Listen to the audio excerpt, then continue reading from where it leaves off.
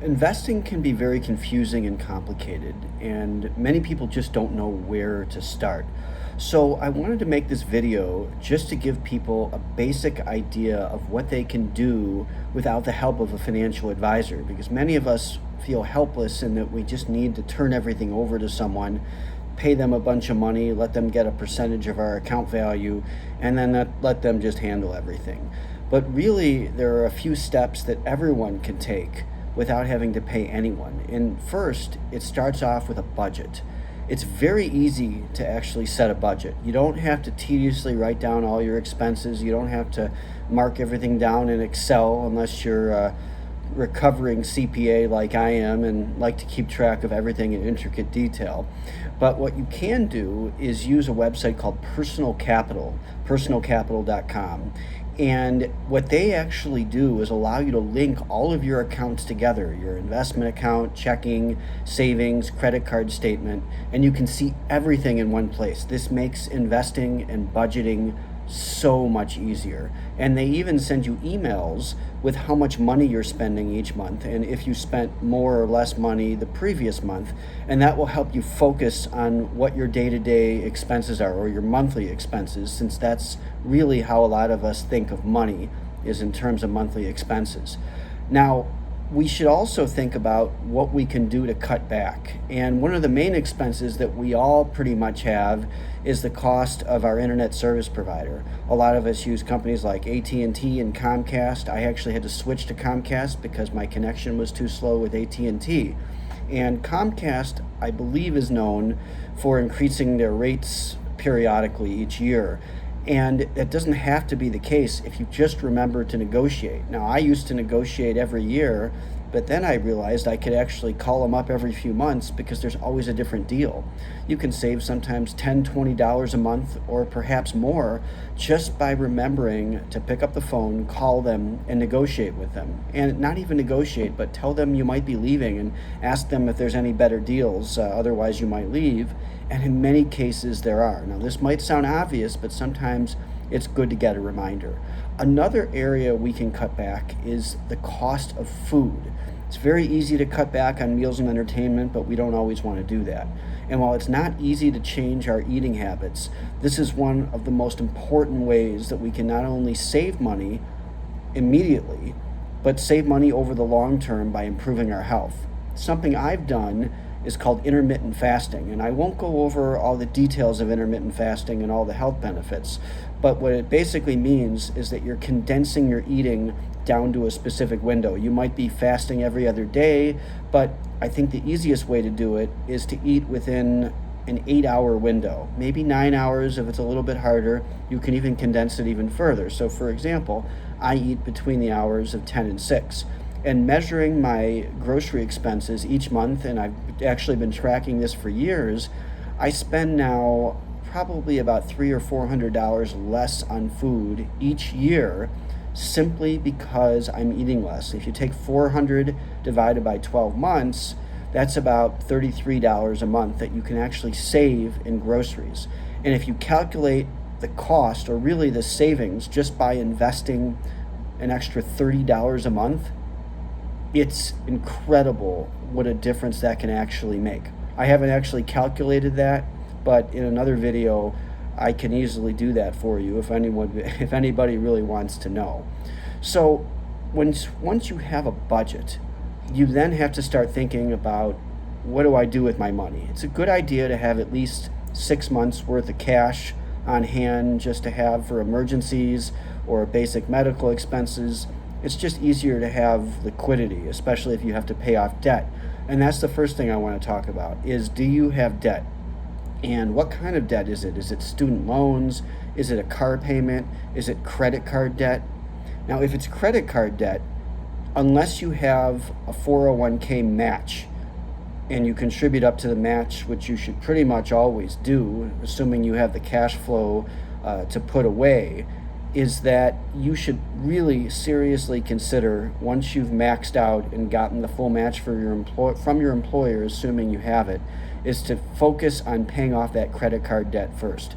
The analogy I like to give is that famous I Love Lucy episode where she's stuffing all the chocolates into her hat and eating all of them because she can't package the chocolates fast enough because they're going too quickly on the conveyor belt. And that's very much what credit card debt is like. The credit card debt that we have, which is typically 15% or more, sometimes more than 20%, accumulates faster than when our earnings will accumulate, typically in a 401k plan that over time, if you're fully invested in the market, will earn about 8%. Sometimes it'll earn more, like 30%, but sometimes it'll go down. So it's a good idea to pay off that credit card debt as quickly as you can. Other debt, though, such as your mortgage or student loans or car payments, the car debt might be a little more, but typically that type of debt is less than what you would likely to be earning in the market, although that certainly depends on the year. As a rule of thumb, the lower the interest rate on your debt, the less quickly you should necessarily be paying it off. Because what if there's an emergency and you need money to pay off that debt years later?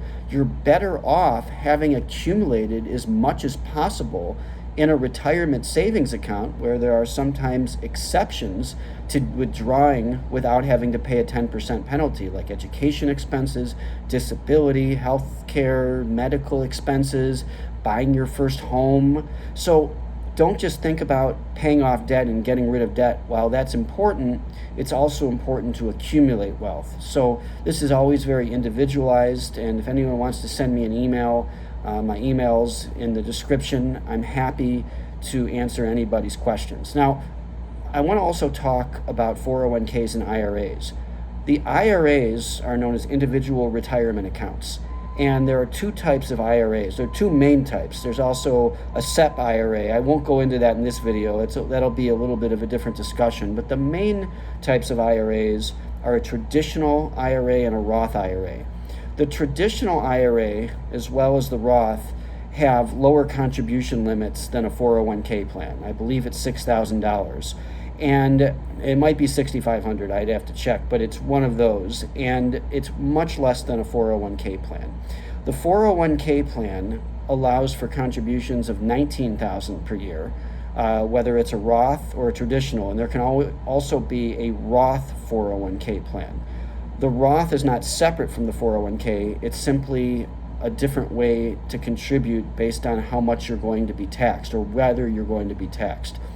The Roth means after-tax dollars, where you are not paying any taxes right now, whereas the traditional means you're getting a tax deduction right now.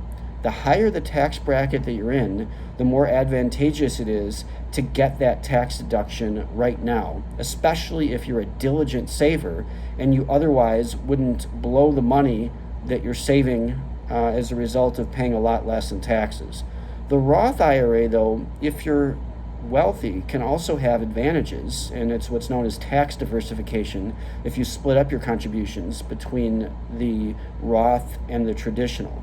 The advantage of the Roth is, in case tax rates increase, well, then you have already paid your taxes. Even if you're in a high tax bracket, based on where this country is headed, we might even be headed for higher tax rates, especially amongst those who are very wealthy. But what about those who aren't very wealthy? Well, eventually, as your skills increase, your income is going to increase, and so will your tax bracket. So if you're a young person, a Roth can be a really good idea as well, whether that's a 401k or an IRA. Now, in that 401k, that contribution limit is the combined contributions between the Roth and the traditional, not $19,000 each, just like the IRA, where it's the combined contributions between the Roth and the traditional that you're allowed to make, not $6,000 each. There's also a catch-up provision where you can contribute additional monies, $1,000 and $6,000, I believe, and it's easy to look that up, and I will put the tax limits, contribution limits in the description. These limits change every year. And what that basically means is the total you're allowed to contribute. The advantage of the Roth IRA, though, versus the traditional IRA or even the 401k, except for the fact that we can now this year make $100,000 in penalty-free withdrawals from our retirement accounts because of the CARES Act and everything going on. The Roth IRA has the advantage of being able to withdraw all of your contributions penalty-free, not the earnings, but the contributions penalty-free. The penalty is 10% if you're below 59.5. There's some other exceptions, like I mentioned, like medical expenses, educational expenses, making what's known as substantially equal payments, like annuity payments, subject to a specific IRS table, buying your first home, I believe up to $10,000 that you can withdraw penalty-free from either the Roth or the traditional IRA or 401k. But keep in mind that these retirement savings accounts are meant to be for the long term. And with regard to that 6-month savings, keep in mind that it's important to have liquidity, and you're giving up that liquidity, with the exception of the Roth IRA, where if you need an extra $5,000 in liquid savings, it may not be a bad idea to put that money in a Roth IRA. Roth IRAs are very powerful in any kind of a Roth or 401k plan because the earnings accumulate tax-free. And these earnings will be substantial over your lifetime if you're fully invested in the market for 30, 40, or 50 years. It's not a bad idea to get those tax payments out of the way now if your income tax bracket is going to go up, and if you don't necessarily look at yourself as a super responsible saver. Because, as I mentioned earlier, if you get a tax deduction now and you don't take that tax savings and invest it wisely or somehow allocate that wisely to expenses that actually matter, then that Roth IRA or Roth 401k can be a very good forced savings vehicle. So now the question is, well, where do you put your money? Whether it's a Roth or traditional, it doesn't make any difference what the investments are. There is a difference in investments from a 401k to an IRA because in many cases, as I talk a lot about, the 401k plan investments are limited to investments that have significant fees built in that have to do with the 401k management, which are administration, record keeping, advisory, and custodial fees.